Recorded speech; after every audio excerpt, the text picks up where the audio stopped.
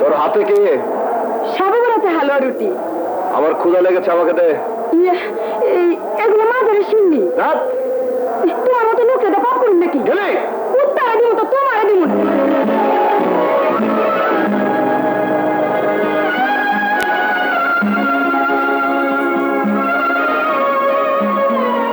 আরে ওস্তাদ, তুমি এইখানে? তোমার ঘরে দেখাইলাম আলো ঝলমল করতেছে। সত্যি কইতাছি, নিজের চোখেই দেখাইলাম। দেখছো ওস্তাদ, সত্যি কইছি না?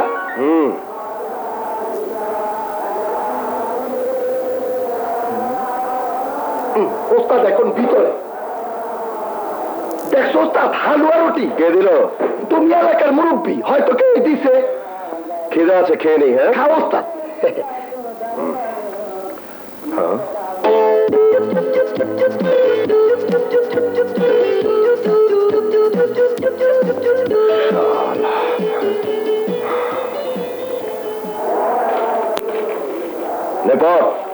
প্রিয়, মোমবাতির জন্য খরচ হয়েছে 100 টাকা।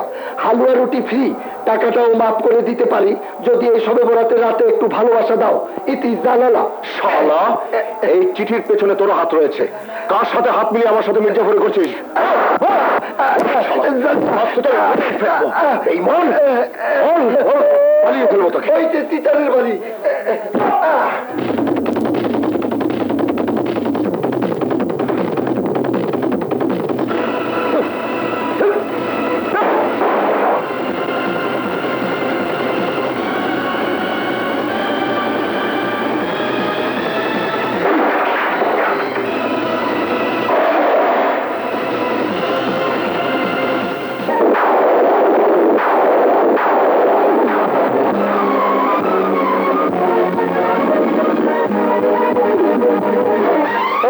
শালি, তুই গমটা জানে আমার পেছনে লেগেছিস? হ্যাঁ, তোর মতলব কে? এভাবে আমার পেছনে লাগার কারণ কি? আমার চিঠি পড়ে কারণটা বুঝতে পারোনি? পারি, খুব ভালো করে বুঝতে পারি। এসব প্রেম ভালোবাসার কোনো মূল্য আমার কাছে নেই। আমি সব পছন্দ করি না। তোর চিঠি, ফুল, খাবার কোনোদিন আমাকে দিবি না। আর যদি কখনো আমাকে জ্বালাস, তাহলে তোর রান আমি টেনে ছিঁড়ে ফেলবো। শোন, টাকা খরচ করলে মেয়ে মানুষ পাওয়া যায়, তোর পিছনে কেন ছুটবো? সে রাতের শিক্ষা যদি তোর মনে না থাকে, তাহলে এই শিক্ষা তুই আমার কাছ থেকে পাবি। এই টিচার, এই টিচার, তুমি কিন্তু তোকে বোঝাবে, তা না হলে ঘরে আমি আগুন লাগিয়ে দেবো।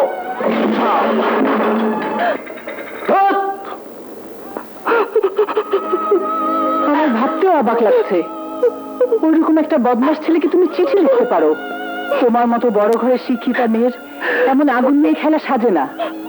কি আছে ওই ছেলের কাছে? ও তো তোমার নখেও যোগ্য না। আর ওই গুন্ডাটার কথা শুনে মনে হলো আগে থেকেই তোমাকে চেনে।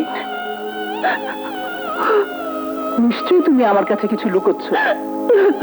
আমাকে তুমি সব কথা খুলে বলনি না? আমি সব কিছু খুলে বলতে পারবো না টিচার, শুধু এটুকু জেনে রাখুন, এই মানুষটা কত বড় মানুষ তা জানার জন্য আমি এখানে পড়ে আছি।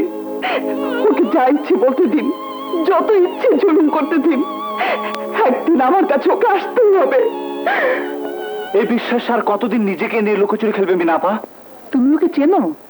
হ্যাঁ মা, মিনাপাকে আমি আগের থেকেই চিনি। সেদিন আপনাকে আমি সব খুলে বলতাম, কিন্তু মিনাপার মুখের দিকে চেয়ে আমি কিছু বলতে পারিনি। আজ মিনাপার মুখের দিকে চেয়ে আমি আর চুপ থাকতে পারবো না। রেখা, তুমি মাকে সব খুলে বলো। এসো মা। আমাকে ক্ষমা করো আপা। বোনের অপমান কোন ভাই সহ্য করতে পারে না। আজ সবকিছু একটা ফয়সালা হতেই হবে। তুমি মনের মধ্যে এত বড় একটা ঘটনা লুকিয়ে রেখেছো, তা আমাকে আগে বলনি কেন মিনা?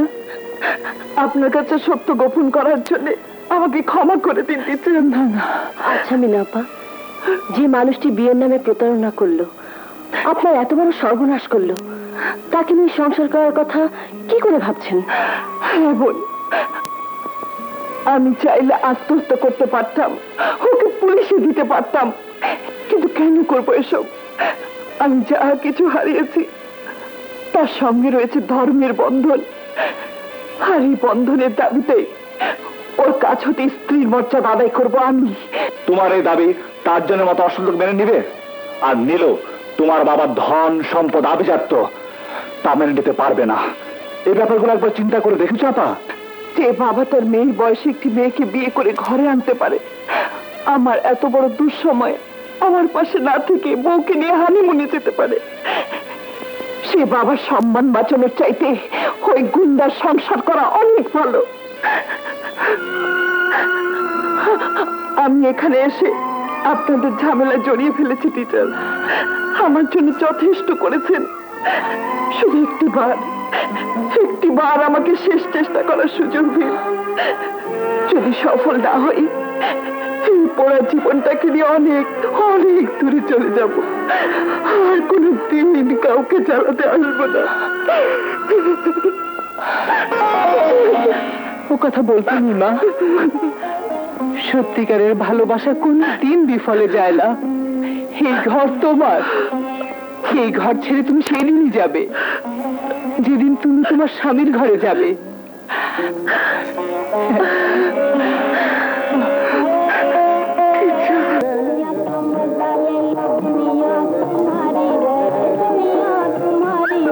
ওস্তাদ, এটা বাঁশি না ব্যাম্বো?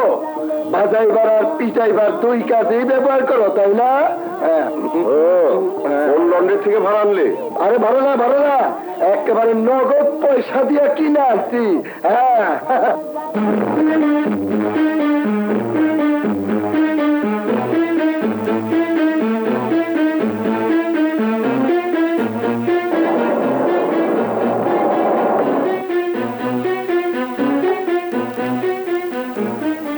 ওস্তাদ, এত সুন্দর গোলাপ। আচ্ছা বম্বল, এই মেয়েটাকে পিছাড়ায় কি করে রে? এই শালি তো পুলিশের মতো আমার পেছনে লেগেছে। হ্যাঁ ওস্তাদ, তোমার প্রেমে দেওয়ানা। প্রথম দিকে ভালোই মনে করছিলাম, এখন দেখি তোমার চেয়েও শিয়ানা। ওস্তাদ, তুমি এক কাজ করো, তাবিজ তোমার দিয়া এটারে পিছ ছাড়াও, নইলে তোমারে ফাঁসাইয়া দিব। তাবিজ? তাবিজে কাজ হয়? বলো কি ওস্তাদ, দেশের নামি দামি লোকেরা তাবিজ তোমার জোরে চলতেছে। এইখানে একটা কামেল ফকির আছে, তোমার একটা তাবিজ লইয়া দিই। চলো তো, তাড়াতাড়ি করো না।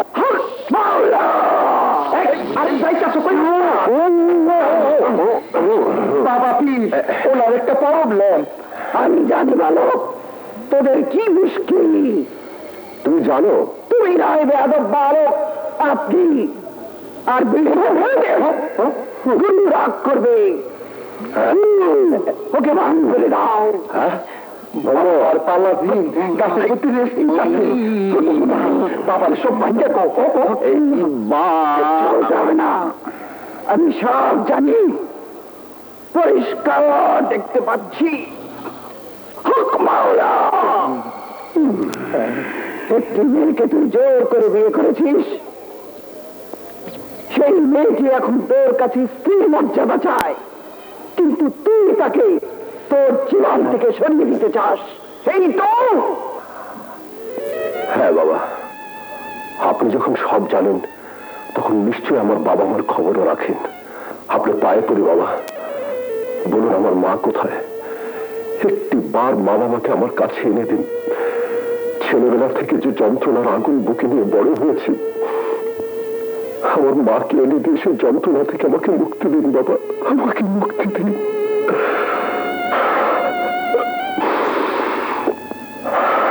আমাকে তোমার কাছে আসার সুযোগ দাও, আমাকে তোমার ঘরে তুলে নাও। আমি সবটুকু ভালোবাসা উজাড় করে দিয়ে তোমার কষ্ট ভুলিয়ে দেব।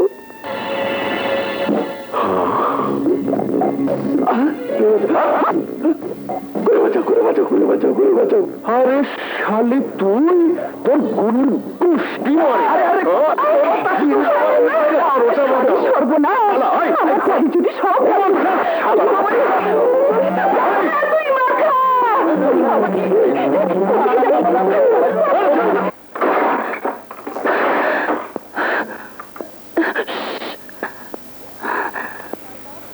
ওস্তাদ, মাফ কইরা দেন যায় না?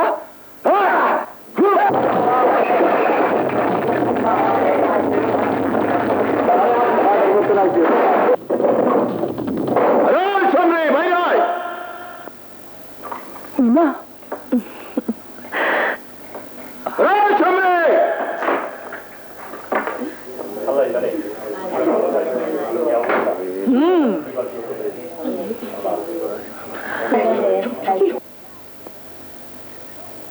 কি চাই?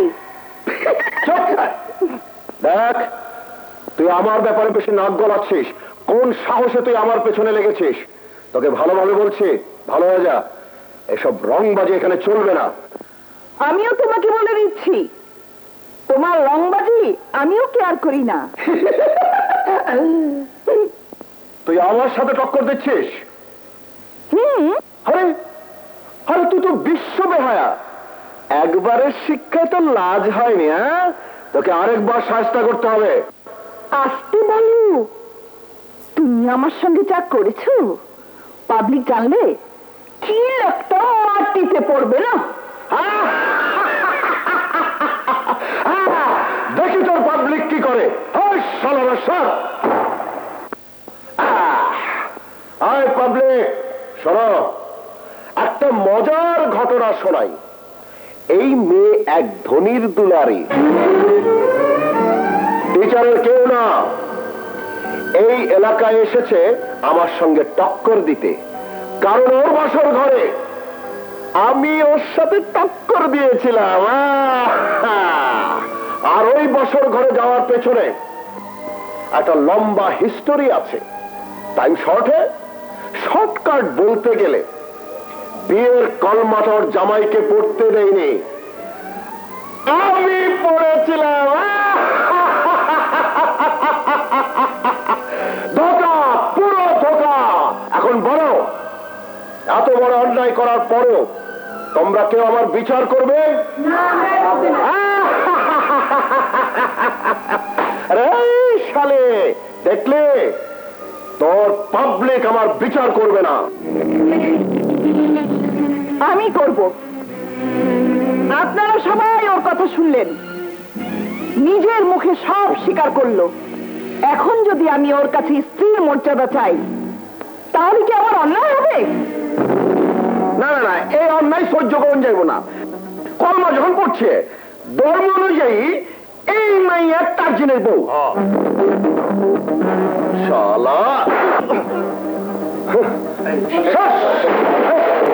দুর্বলের উপর জুলুম করা কোনো বাহাদুরি কাজ নয়। তুমি তো আমার সর্বনাশ করে নিশ্চিন্ত, কিন্তু শুনে রাখো, তোমার সন্তান আমার পেটে। আজ তোমাকে বলতেই হবে, তোমার সন্তান আমি জন্ম দিলে তার পরিচয় কি হবে? লোকে যখন জিজ্ঞেস করবে কে ওর বাবা, তখন আমি কার কথা বলবো? জানি তোমার মতো অমানুষের কাছে কোনোদিন বিচার পাবো না স্ত্রীর মর্যাদা। তবে শুনে রাখো, তোমার সন্তানের জীবন তোমারই মতো হবে, কারণ আমি আমার ইজ্জত বাঁচানোর জন্য এই সন্তানকে আমি রাস্তায় ফেলে দিয়ে এতিম করে দেব।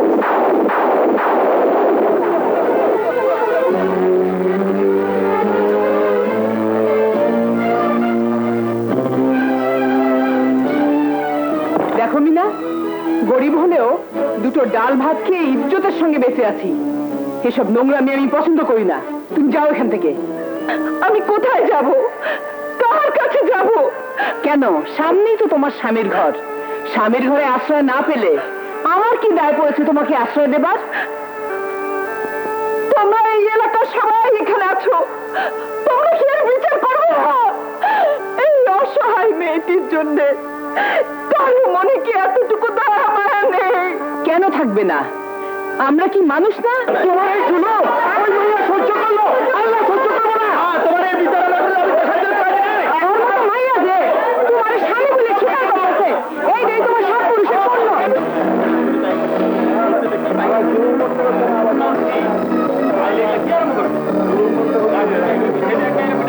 দেখো ওস্তাদ, তুমি মানুষের বিচার করো, আর আজ এইসব আম পাবলিক তোমার বিচার করতেছে। তুমি তারে বউ কইরা ঘরে তুইলা হগলতের মুখে জুতো হয়ে দাও। চুপ, কোথায় জায়গা দেবো? শালার এটা কোনো ঘর হলো? আর বড় লোকের কুত্তো তো চেয়ে ভালো ঘরে থাকে। আরে ওস্তাদ, গরিব গো ঘর এইরকমই হয়। আগে তারে বউ করে ঘরে তোলো, তারপর দেখা যাইব। ডাকি ওস্তাদ। ঘরে নেবে কেন? ঘরে নিলে তো ভাত কাপড় দিতে হবে। গুন্ডামি করতে পারো, বউর মুখে একবেলা ভাত দেবার মুরুদ নেই। ছি! এক বেলা কেন, ওর মতো মেয়েকে আমি দিনে 10 বেলা খাওয়াতে পারি। ওস্তাদ, রাগে ফুস ফুস না কইরা ডাকো না। শালি আমাকে ফাঁসিয়ে দিয়েছে, তুই ডাক। সুখবর আছে, তোমরা সবাই চুপ করো, ভাবি আপনি আসেন।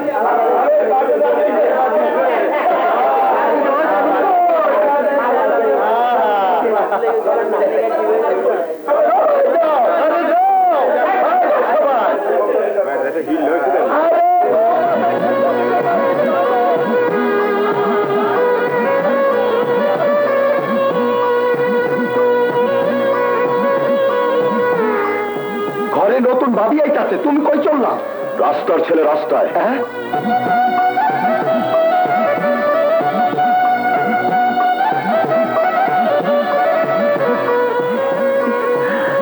কি আমার এলাকায় নাকি তুই ভুল দেখেছিস? সত্যি কইতেছি বস, নিজের চোখে দেখাইলাম। বসে এর মদের আড্ডায় খুব কাঁদছে।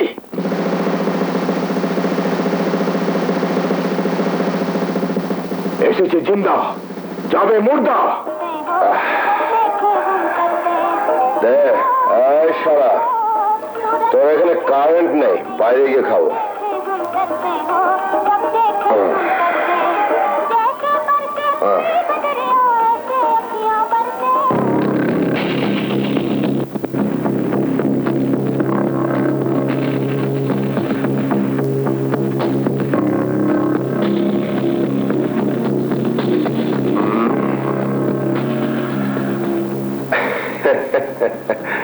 বাবা আজলে, তুমি এখানে পড়ে আছো?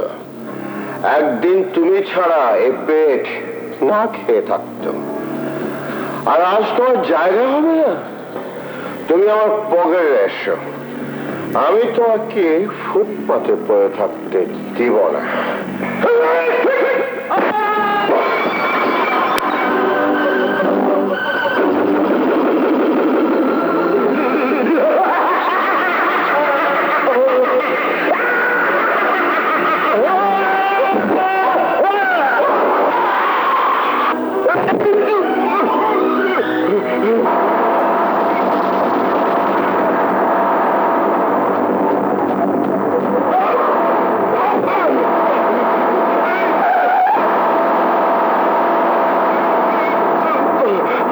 তোমাকে মারতে চেয়েছিলাম, আর তুমি আমাকে বাঁচালে।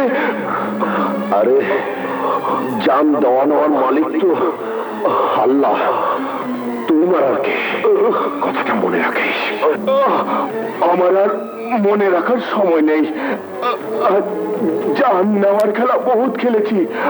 জোয়ান বয়সে আমার অন্যায় কাজের প্রতিবাদ করেছিল তোমার বাবা রহমান মিয়া। আমি তোমার বাবা মাকে ট্রাকে চাপা দিয়ে মেরেছিলাম। কি বললি? আরেকবার বল, আরেকবার বল। আমার বাবা, আমার মা, তোমার বাবা মাকে ট্রাকে চাপা দিয়ে মেরেছিলাম, আর তোমাকে ডাস্টবিনে ফেলে দিয়েছিলাম।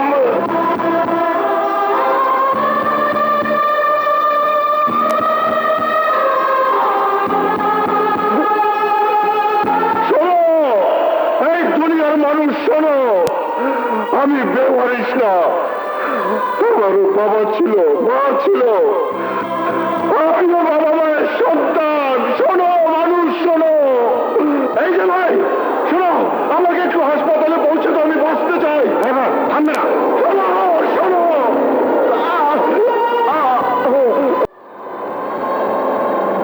এই যে ভাই, আমাকে একটু হাসপাতালে পৌঁছে দেবেন? ও তুমি তুমি আমার একদিন মারছিলা, তোমার মতো গুন্ডা বদমাস না এমনিই মরে। এই যে ভাই, আমি বাঁচতে চাই, আমাকে একটু হাসপাতালে পৌঁছে দেবেন? আইছিল দেখো গা। ভুমল, তুই এদিকে দেখ, আমি ওদিকে দেখছি।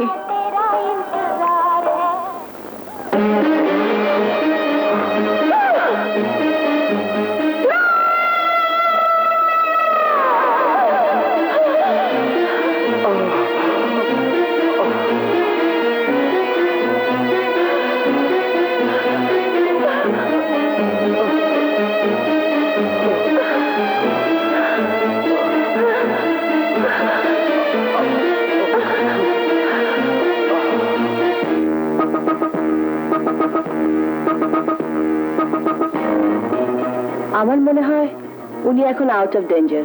রেখা, ওখানে থাকো তো। আপা, তোমার সাথে আমার কথা আছে।